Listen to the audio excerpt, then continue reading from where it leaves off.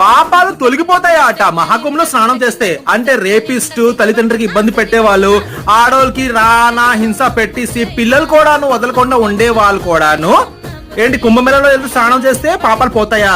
వాళ్ళకి ఏ పనిష్మెంట్ పైవాడు ఇవ్వడా? ఏ వాటర్ అది? Mineral water అది. ప్రపంచంలోని ఏ నీళ్లు నీ పాపాలని తొలగించే ఇప్పుడు ఏ నీళ్లు లేదు స్వామి. మార్కెటింగ్ కాకపోతే మహాకుంభ 144 years ఒకసారి వస్తుంది. మరి మనం వచ్చిన 2013లోని అదేంటి 12 సంవత్సరాల ముందు.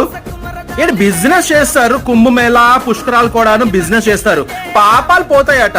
ఇది ఎలా ఉందంటే ఏదో చెడు అలవాటు చేసుకొని క్యాన్సర్ తెప్పించుకొని కెమోథెరపీ చేయించుకున్నట్టుంది. చేయడం ఎందుకు? కొన్ని తెలియలేని పాపాలు చేస్తారు.